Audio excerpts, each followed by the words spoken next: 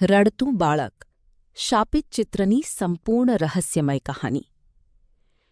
ઘણા વર્ષો પહેલાં ઇટલીમાં એક ચિત્રકાર રહેતો હતો, બ્રુનો અમાડિયો.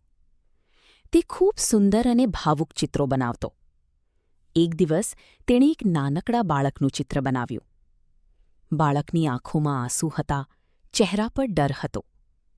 આ ચિત્રનું નામ પડ્યું, ધ ક્રાઇંગ બોય. લોકોમાં એક અફવા ફેલાઈ. કહેવાતું હતું કે આ બાળક અનાથ હતો અને જ્યાં પણ જતો ત્યાં આગ લાગતી. તેથી લોકો તેને શાપિત બાળક કહેતા. કેટલાક લોકો તો માનતા કે બાળકની અંદર કોઈ દુઃખદ આત્માની અસર હતી. સમય પસાર થયો અને આ ચિત્ર યુનાઇટેડ કિંગડમમાં ખૂબ લોકપ્રિય બન્યું. ઘણા લોકોએ પોતાના ઘરમાં આ ચિત્ર લગાવ્યું. પણ પછી અજીબ ઘટનાઓ બનવા લાગી. ઘરોમાં અચાનક આગ લાગવા લાગી. ફર્નિચર, દિવાલો બધું બળી જતું. પણ એક વસ્તુ બચી રહેતી, રડતું બાળકનું ચિત્ર. ઘણા ઘરોમાં આગ પછી પણ ચિત્ર લગભગ સાચું મળતું. આખા દેશમાં ડર ફેલાયો. સમાચાર પત્રોએ આ ઘટનાની વાત લખી. લોકો ગભરાઈ ગયા. કેટલાક લોકોએ ચિત્ર ફેંકી દીધું. કેટલાકે તેને સળગાવવાનો પ્રયત્ન કર્યો.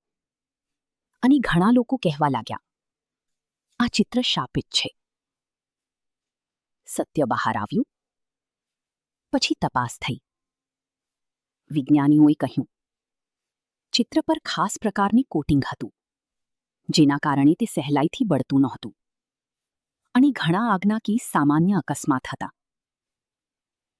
પણ લોકોના મનમાં રહસ્ય જીવંત રહ્યું. કેટલાક લોકો હજુ પણ માને છે કે આ ફક્ત સંયોગ નહોતો. અને ચિત્રને જોઈને લોકોને આજે પણ અજીબ લાગણી થાય છે. આ વાત પરથી શીખ મળે છે કે ડર અને અફવા સામાન્ય વસ્તુને પણ રહસ્યમય બનાવી શકે. પણ દરેક વાત પાછળ સત્ય શોધવું પણ જરૂરી છે.